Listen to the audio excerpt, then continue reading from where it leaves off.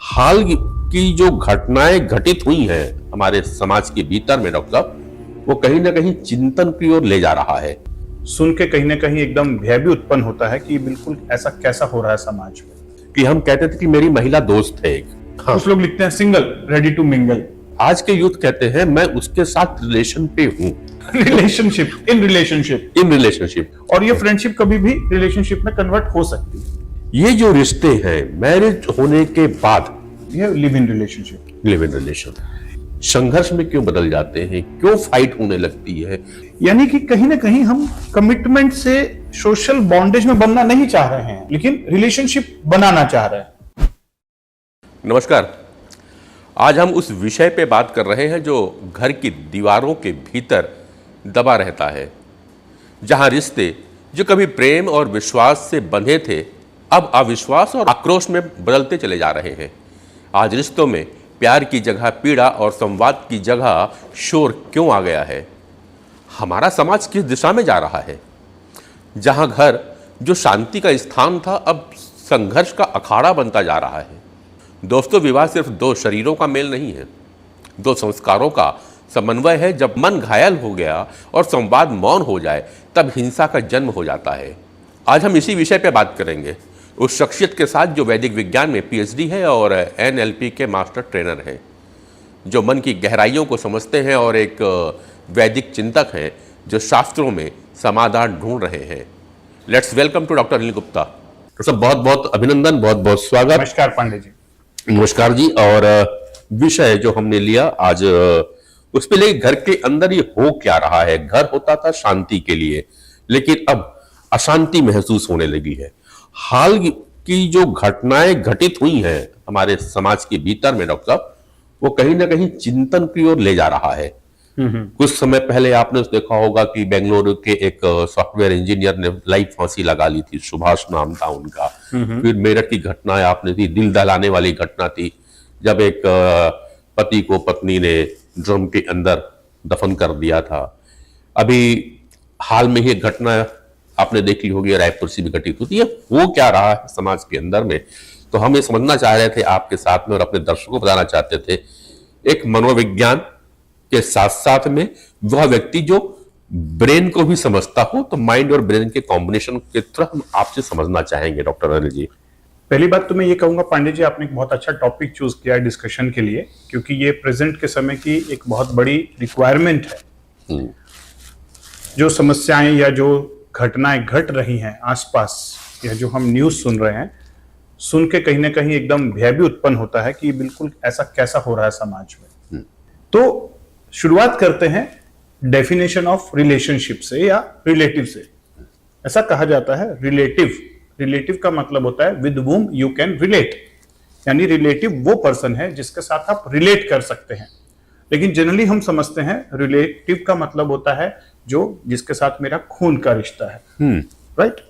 तो देखिए डेफिनेशन कितनी अच्छी दी गई है कि किसके साथ हम रिलेट कर पा रहे हैं वही हमारा रिलेटिव है। लेकिन आज की डेट में चाहे वो खून का रिश्ता हो और चाहे वो एक फ्रेंडशिप का रिश्ता हो जहां ब्लड रिलेशनशिप नहीं है, दोनों में ही हम रिलेट नहीं कर पा रहे हैं और इसीलिए रिलेशनशिप में इश्यूज आ रहे हैं। अब ये रिलेट का मतलब क्या होता है जी, और ये रिलेट कहां पर आता है?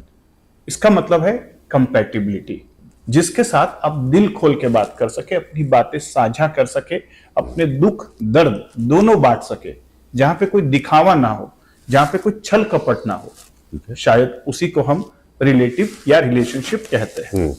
लेकिन आज के बदलते दौर में जो 21st सेंचुरी में जिस समय में हम गुजर रहे हैं, जिस युग में हम गुजर रहे हैं, सब कुछ नकली सा हो गया है।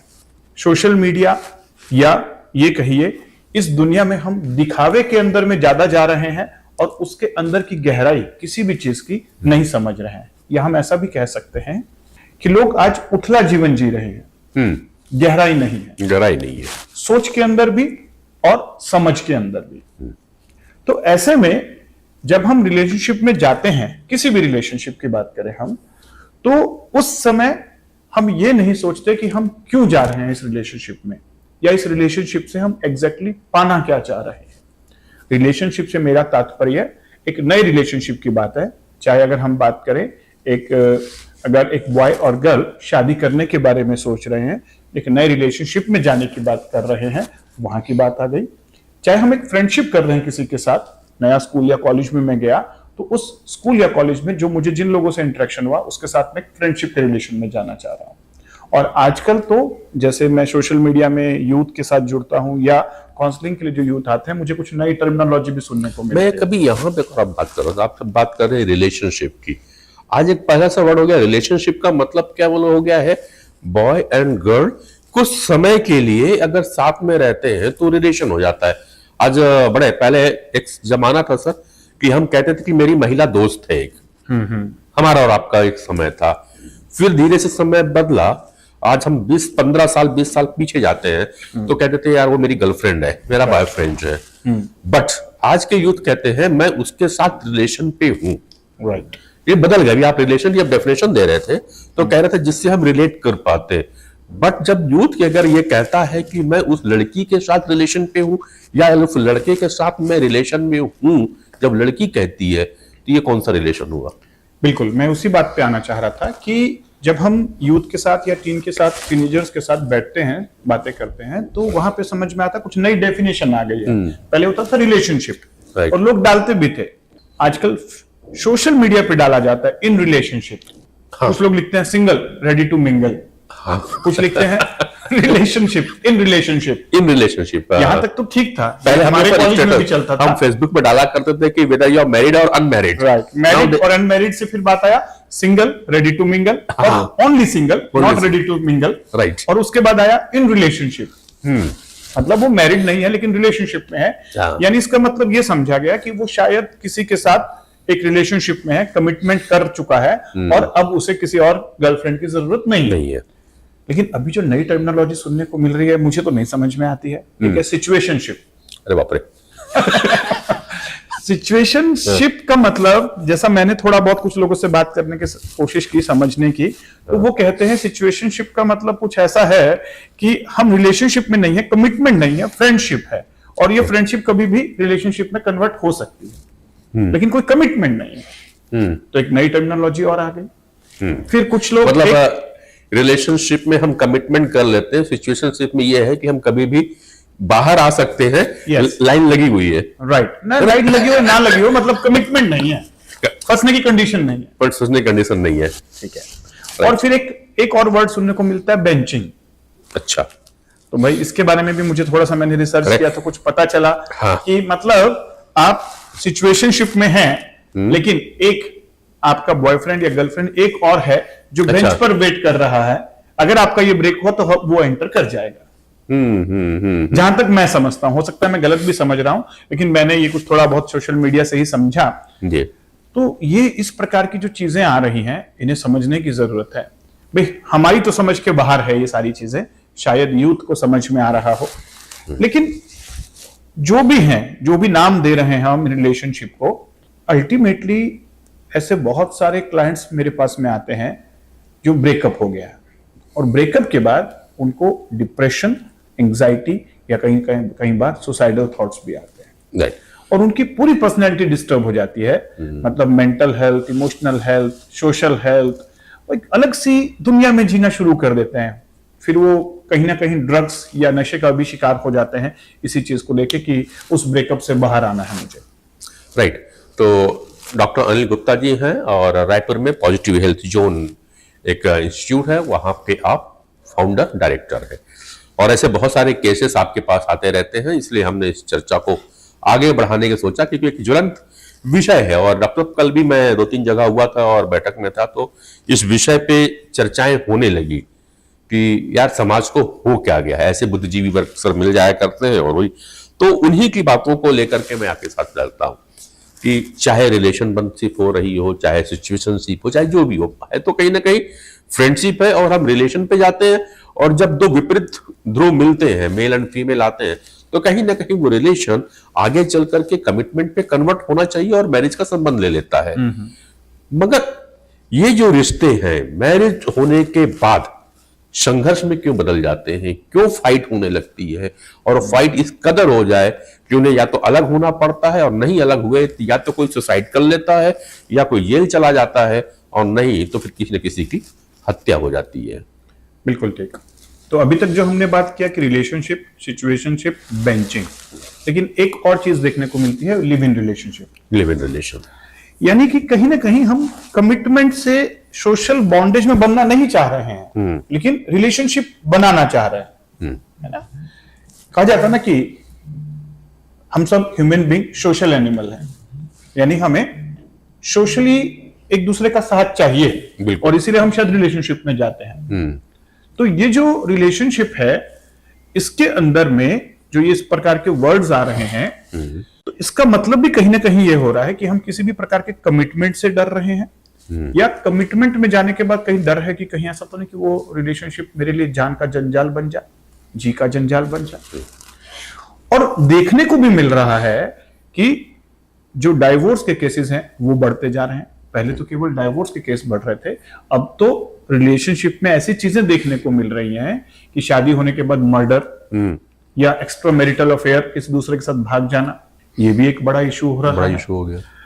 और साइड बाय साइड कुछ लोग जो मेरे पास काउंसलिंग के लिए आते हैं, उस पर एक बहुत बड़ा इशू और देखने को मिल रहा है कि लोग शादी नहीं करना चाह रहे। पेरेंट्स कई बार अपने बच्चों को लेकर आते हैं कि सर थोड़ा काउंसलिंग कीजिए कि शादी करना चाहिए इसको, ये शादी के लिए मना कर रहा है, चाहे वो बॉय हो या गर्ल हो, दोनों का रिलेशन पे रहने को एग्री है, वो लिव इन पे रहने, राइट, बट शादी नहीं करना चाहते। उन्हें रिलेशनशिप चाहिए किसी भी प्रकार का, फिजिकल, मेंटल, इमोशनली अटैचमेंट के लिए, क्योंकि उन्हें एक रिक्वायरमेंट है, एक सपोर्ट की जरूरत है, एक सोशल रिकॉग्निशन की जरूरत है, लेकिन कमिटमेंट में फंसना नहीं चाह रहे। कमिटमेंट, हाँ। तो जब ऐसे यूथ से मैं बात करता हूं तो उनका कहना है, इसको ये भी कह सकते हैं कि रिस्पॉन्सिबिलिटी लेना नहीं चाहते, ये भी हो सकता है। हाँ, क्योंकि एक जब आप शादी में जाते हो तो एक रिस्पॉन्सिबिलिटी के साथ अकाउंटेबिलिटी भी आती है, राइट। तो उस चीज से वो डर रहे हैं, और डर के साथ साथ उनसे जब बात करता हूं, उनके पहलू को समझने की कोशिश करता हूं, तो वो ये भी कहते हैं कि सर अभी तक हमने आसपास मेरे एनवायरनमेंट में, पड़ोस में, घर में जो भी देखा, वो रिलेशनशिप या मैरिड वाले जो रिलेशनशिप है सक्सेसफुल नहीं है, लड़ाई झगड़े बढ़ रहे हैं, तो मैं उससे डर रहा हूं कि मैं भी अगर गया तो मेरी भी जिंदगी में एक जी का जंजाल बन जाएगा। तो डेफिनेटली जैसे कहा जाता है ना, पेरेंटिंग बच्चा कहां से सीखता है, देख के सीखता है ना, कि उसके आसपास के समाज में चल क्या रहा है। तो जो यूथ है वो देख रहा है कि जो हमारे रिलेशनशिप हैं आसपास में, चाचा चाची, दादा दादी, या जो भाई बहन हैं, उनके बीच के जो आपस में उनके कपल्स के साथ या उनके स्पाउस के साथ उनकी जो रिलेशनशिप है, हेल्दी नहीं है। तो ये उसके ऊपर एक माइंड के ऊपर एक इम्प्रिंट छोड़ रहा है कि नहीं, ठीक नहीं रहेगा। ठीक है, अगर अब इसको अगर मैं देखूं कि आज की जो लाइफ स्टाइल है, क्योंकि हर हमेशा बात कर रहे हैं कि हमारी लाइफ स्टाइल बदल चुकी है, तो क्या मॉडर्न लाइफ स्टाइल, ये जो लिव इन रिलेशन पे जा रहे हैं या जो शादी करने बच्चे नहीं चाह रहे हैं, तो वैवाहिक जीवन में मैरिटल जो लाइफ है उसमें स्ट्रेस पैदा कर रही है क्या न्यू लाइफ स्टाइल हमारी? एक रीजन ये भी है। दो चीजें हैं, एक है लाइफ स्टाइल और एक है लाइफ फिलॉसफी। लाइफ स्टाइल मतलब the way you are living your life, and life philosophy means overall outlook toward life. और मैं हमेशा ये चीज को फील करता हूं कि ये दो ही रूट कॉज हैं, सारी प्रॉब्लम की जड़ यहीं पर है। क्योंकि लाइफ स्टाइल के अंदर में जो रॉन्ग लाइफ स्टाइल है वो गलत डायरेक्शन में लेकर जा रहा है। फिर दूसरा, लाइफ फिलॉसफी, मैं फिर कह रहा हूं ना, शैलो हो गई है, डीप नहीं रही है। तो लाइफ फिलॉसफी भी हमारी सोशल मीडिया या दूसरों को देख के बन रही है, संस्कारों से नहीं बन रही है, पेरेंटिंग से नहीं बन रही है, या किसी ऐसी ऑथेंटिक बुक से या किसी चीजों से नहीं बन रही है जहां से हम अपने दृष्टिकोण को बना सके। और इसीलिए शादी के बाद, जो आपने पिछला प्रश्न पूछा था कि शादी के बाद रिलेशनशिप निभ नहीं पा रहे हैं, कलह भी हो रहा है, डाइवोर्स की बात भी हो रही है। तो ये जो पार्ट हो रहा है ना, रिलेशनशिप में एक अटैचमेंट नहीं आ रहा है, कमिटमेंट नहीं आ रहा है, रिस्पॉन्सिबिलिटी, अकाउंटेबिलिटी नहीं आ रही है, या यूं कहें कि हम किसी भी रिलेशनशिप में सेम पेज पे नहीं आ पा रहे हैं, फ्रीक्वेंसी मैच नहीं कर रहा है, कंपेटिबिलिटी नहीं हो रही है। मुझे क्यों ऐसा लगता है कि आज के जो यूथ है उसमें कंपैशन नहीं है, वो रिजिड ज्यादा होते जा रहे हैं, और किसी भी बात को लेकर के वो केवल अपने पक्ष को ही मजबूत रखना चाहते हैं, अपनी ही बात को ज्यादा मनवाना चाहते हैं। जो हम लोग पहले कोई झुक जाया करता था, एक हस्बैंड वाइफ के बीच में, दोस्तों के बीच में, देख रहा है कि सामने वाला कुछ ज्यादा गुस्सा हो रहा है, एग्रेशन पे है और अपनी बात मनवा रहा है भी समय, दूसरा व्यक्ति झुक जाता था, तो रिश्ते चलते थे, जो हमने अपनी लाइफ में देखे। बट अभी जो हम महसूस कर रहे हैं, अब आपके पास में केसेस आते हैं तो आप और अच्छे से बता पाएंगे, हम देख रहे हैं कि कुछ रिजिडनेस जा गई है दोनों के बीच में, इसलिए शायद लंबे समय नहीं चल पा रहे। देखिए, डेफिनेटली जो आप कह रहे हैं बिल्कुल सही बात है कि रिलेशनशिप में आज की डेट में रिजिडिटी आ गई है, फ्लेक्सिबिलिटी बहुत कम हो गई है, और इसकी वजह से जो छोटी छोटी बातों पर मुद्दे बड़े हो जाते हैं। दूसरा एक पॉइंट ये भी है कि आज की डेट में दोनों कपल जो होते हैं, कपल के अंदर मेल फीमेल दोनों प्रोफेशनल हैं, दोनों वर्किंग हैं और दोनों अर्निंग सोर्स के साथ में है, तो एक आइडेंटिटी इशू भी आता है, दोनों के बीच में क्लैश भी आता है, क्राइसिस भी आती है इसको लेकर कि जब छोटा सा मतभेद हुआ, मतभेद तो देखो छोटी छोटी बातों पे होता ही रहता है, कोई जरूरी नहीं कि दोनों का बिल्कुल हर चीज के ऊपर सेम थॉट प्रोसेस हो, लेकिन छोटे छोटे मतभेद कई बार बड़ा एक मन मुटाव का कारण बन जाते हैं, और वहां पर फिर ये आ जाता है कि अरे मैं भी सही हूं, वो भी कहते हैं मैं भी सही हूं, और सही है तो मैं अकेला जी लूंगा, तो जा भाड़ में जा तू, इस प्रकार की बातें आ जाती है। यानी कि फाइनेंशियल इंडिपेंडेंस दोनों के पास में है, दोनों को लग रहा है कि वो अकेले भी जी सकते हैं। भाई ठीक है, मैं कहता हूं कि दोनों आप अकेले जी सकते हो, लेकिन दोनों तो पहले भी अकेले जी रहे थे ना, और अगर हम किसी दूसरे के साथ दोनों सेपरेट होके एक और दूसरे रिलेशनशिप में जाएंगे तो उसके साथ भी सेम इशू आने वाले हैं।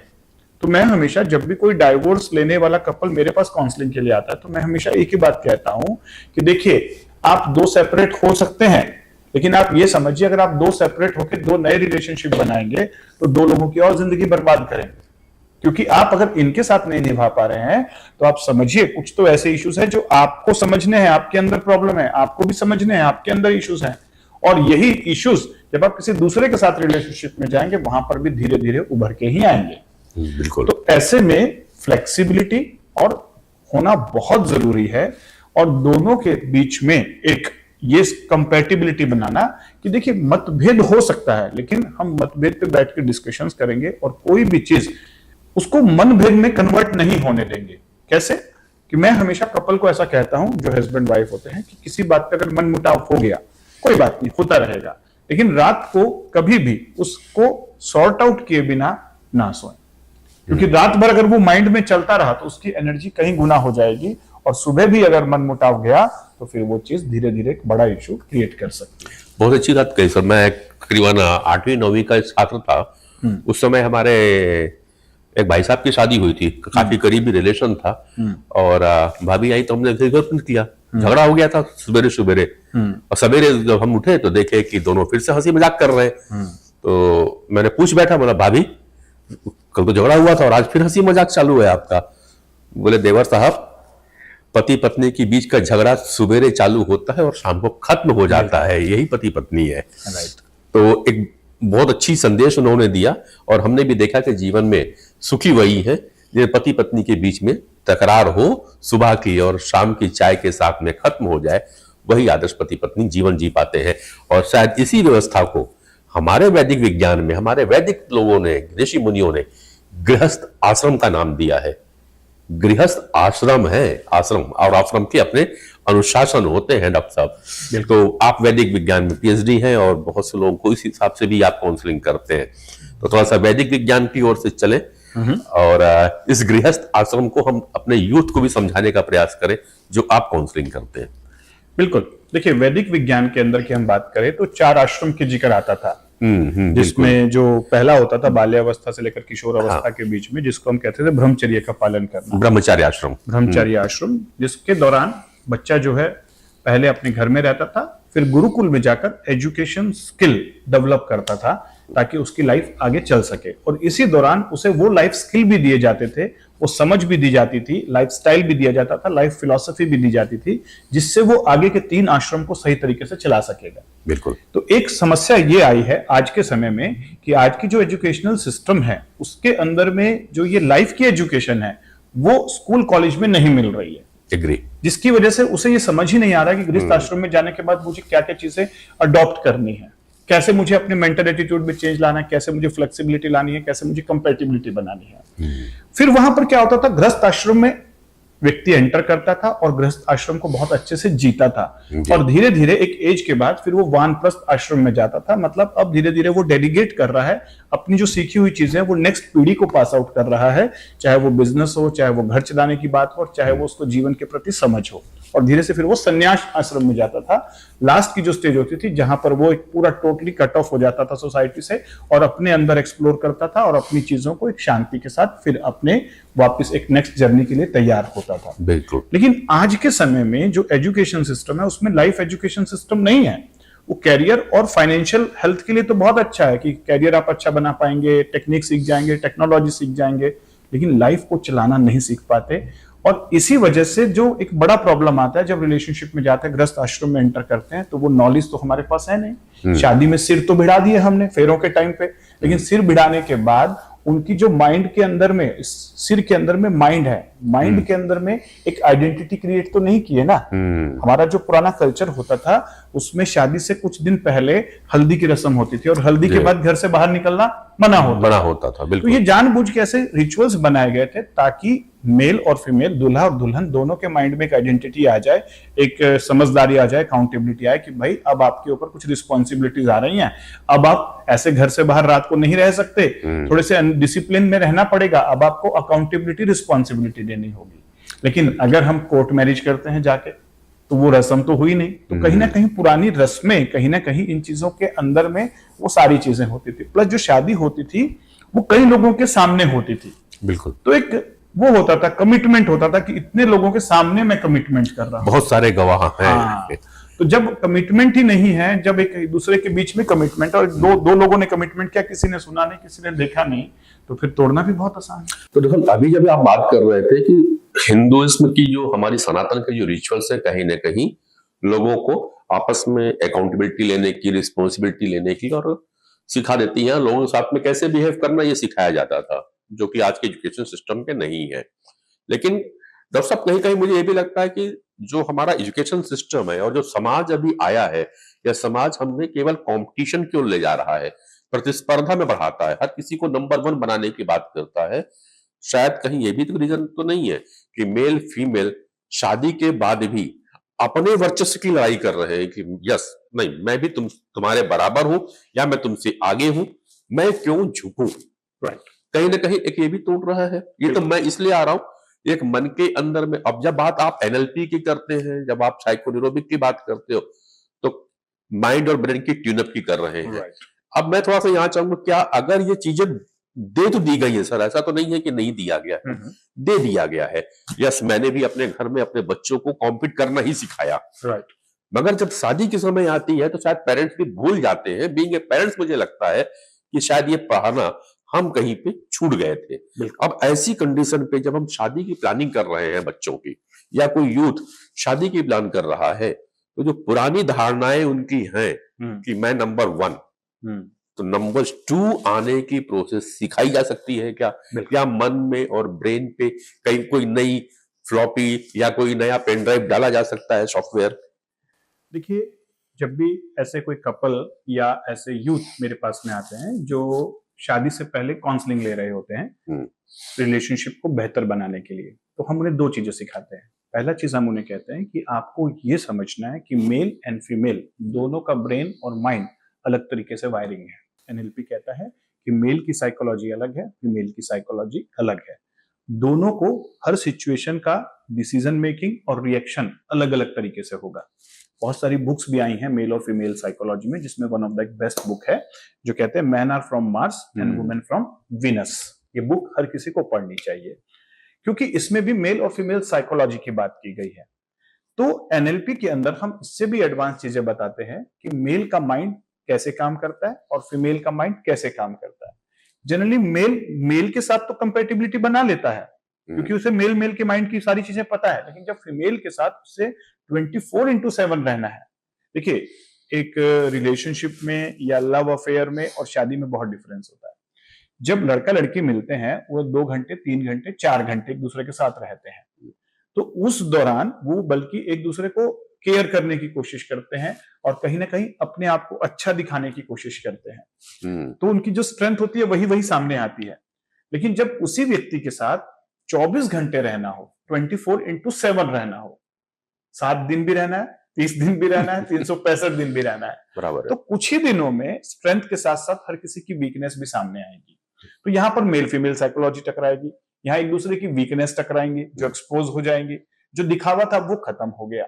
इसीलिए अब रियल, पहले था रियल लाइफ और अब थी रियलिटी लाइफ। हाँ, ये बात भी अक्सर आती है कि पहले वो मेरा ज्यादा केयर करती थी, हाँ, हर छोटे छोटे मुझे फोन Right. करती थी, अब तो पूछती नहीं है। राइट। तो एक्सपेक्टेशन जो हमारी सेम थिंग बढ़ लड़की गई का थी। भी कहना होता है, हाँ, घंटों मेरा इंतजार किया करते थे, Right. गिफ्ट लेकर के आया हाँ। करते थे, अब तो बर्थडे भी याद नहीं रहता मेरा। क्योंकि उस समय 4 से 5 घंटे आपको उनके साथ बिताना था। अब आपको 24/7 ही नहीं, 24/30/365 बराबर है। वो बताना है और लाइफ के लंबे साल बताने हैं। तो ये कहीं ना कहीं कंप्लेंट जायज है। और सबसे पहले हम उन्हें वही मेल साइकोलॉजी और फीमेल साइकोलॉजी, ये जब हम दोनों को एक साथ बिठाकर समझाते हैं और फिर समझाते हैं कि मेल और फीमेल को एक दूसरे के साथ कंपैटिबिलिटी कैसे बनानी है, मेल को फीमेल को समझना है और फीमेल को मेल को समझना है, और समझने के बाद एक दूसरे के पॉइंट ऑफ व्यू, एक बहुत ही इंपॉर्टेंट एक्सरसाइज मैं करवाता हूं, POV, point of view, okay, जिसमें हम 2 चेयर्स पे लगा के एक दूसरे को बिठाते हैं और एक दूसरे के आमने सामने बिठाते हैं, और ये सारा सबकॉन्शियस माइंड की प्रोग्रामिंग होती है। इसमें कोई भी आईज ओपन नहीं होती है, हम विजुअल और ऑडियो कमांड्स देते हैं, सॉरी हम इसमें ऑडियो कमांड देते हैं और ऑडियो कमांड के दौरान उस व्यक्ति को अंदर ही अंदर विजुअलाइज करना होता है। लेकिन इसमें रोल रिवर्सल हो जाता है, मेल को फीमेल बना दिया जाता है, फीमेल को मेल बना दिया जाता है, और उनको एक दूसरे के पॉइंट ऑफ व्यू से सोचवाया जाता है। डिफरेंट डिफरेंट सिचुएशन को पहले से ही प्रैक्टिस करवा दिया जाता है और ऐसे सिचुएशंस में वो कैसे रिएक्ट करेंगे। ये जस्ट वैसा ही है कि जैसे गाड़ी चलाने से पहले आपको एक वर्चुअल सिमुलेटर के ऊपर गाड़ी चलाना सिखाया जाता है, या क्रिकेट मैच की प्रैक्टिस करने से पहले आपको एक गेम खिला दी जाती है। राइट। तो ऐसे ही माइंड के अंदर रोल रिवर्सल करके, नॉर्मल नहीं, रोल रिवर्सल, कि आपको फीमेल बन गए, आप मेल बन गए, अब आपको एक रोल रिवर्स करना है और डिफरेंट सिचुएशन उनको दे दी जाती है। तो वो सारी सिचुएशन जो उनकी लाइफ में पहले आने वाली है और जहां पर वो रिएक्ट करेंगे, अब वो उल्टा कर रहे हैं, और अब वहां पर वो अच्छा बनने के लिए, बेस्ट करने के लिए उसका एक समाधान निकाल लेते हैं। और ये सारी प्री प्लानिंग ये वैसे ही काम करती है जैसे उन्होंने यहाँ पे काम किया, और फिर वो रिहर्सल यहाँ पे की और फिर मैच में जाके बेस्ट परफॉर्मेंस दिखाई, तो रिहर्सल माइंड में हो गई। ये एक्सरसाइज लोगों की माइंड बदल देती है, लाइफ बदल देती है, कई बार तो लोग रोना शुरू कर देते हैं, खासकर ऐसे कपल्स में जहां पर कुछ वाद विवाद चल रहा है, कुछ इनकम्पैटिबिलिटी आ गई है, तो माइंड के लेवल पर एनर्जी चेंजेस आ जाते हैं। एक बड़ी इंटरेस्टिंग, मतलब ये जो गेम बता रहा हूँ बड़ा इंटरेस्टिंग होगा। अभी आप एनर्जी बोले, एनर्जी से बात लगी जब आप मेल और फीमेल की बात कर रहे हैं कि दोनों की साइकोलॉजी, तो क्योंकि साइंस में पढ़े तो दोनों एनर्जी है, तो क्या इनकी एनर्जी भी तो अलग अलग होती होगी, और एनर्जी की कॉम्पेटिबिलिटी अगर मैच करती है तो भी प्रॉब्लम आती है। बिल्कुल। तो क्या कुछ ऐसा भी है क्या कि हम शादी करने के पहले या रिलेशन में जब जा रहे हैं तो एक दूसरे की एनर्जी को भी मैच कर सके कि? तो दूसरा लेवल जो होता है, पहला लेवल तो ये हुआ माइंड के लेवल पर, मेल फीमेल साइकोलॉजी के लेवल पर। दूसरा हम उन्हें समझाते हैं कि आपकी एक बाय बर्थ पर्सनैलिटी है, बॉडी टाइप, माइंड टाइप, और जो आपका पार्टनर है उसकी भी बाय बर्थ एक बॉडी टाइप है, माइंड टाइप है। हो सकता है दोनों आप सेम सेम ना हो, जिसके चांसेस ज्यादा होते हैं। तो ये जो कंपैटिबिलिटी आएगी जब दोनों का सेम होगा तभी आएगी, या फिर आपको एक दूसरे को समझ के कंपैटिबिलिटी डेवलप करनी है, तो उसमें हम उनका एक एनर्जी एनालिसिस करते हैं, पर्सनैलिटी एनालिसिस करते हैं, जिसमें वैदिक विज्ञान की मदद से नाड़ी चेकअप का बहुत बड़ा रोल है। डीप लेवल ऑफ नाड़ी एग्जामिनेशन से उनकी प्रकृति और विकृति का एनालिसिस किया जाता है, मतलब बॉडी टाइप, माइंड टाइप। दूसरा एनालिसिस किया जाता है उनके चक्र, नाड़ी और ऑरा का, चक्र, नाड़ी और ऑरा का, जिसमें एनर्जी लेवल्स हैं। तो कौन सा चक्र किसके साथ कंपैटिबल है, जैसे हम बोलते हैं ना कुंडली मिलान करना चाहिए, तो वो कुंडली मिलान का मतलब ही बेसिकली यही था कि कैसे गुण एनर्जी मैच कर रही है कि नहीं। और आज हमारे पास क्वांटम डिवाइसेस हैं जिसकी मदद से नाड़ी एग्जामिनेशन भी हो सकता है, पर्सनैलिटी एनालिसिस भी हो सकता है, बॉडी टाइप एनालिसिस भी होता है और माइंड टाइप एनालिसिस भी होता है, और ये सारी की सारी क्वांटम डिवाइसेस हैं, मतलब AI बेस्ड। अब आप ये कह रहे हो कि एक कुंडली जो हमारी बनती थी पुरानी, ग्रहों और नक्षत्रों के हिसाब से बनती थी, आप एक एनर्जी बेस्ड कुंडली बनेगी, साइंटिफिक बेस पे। हाँ, वो एनर्जी बेस्ड कुंडली, साइंटिफिक बेस पे, क्वांटम कुंडली कहो उसको, राइट।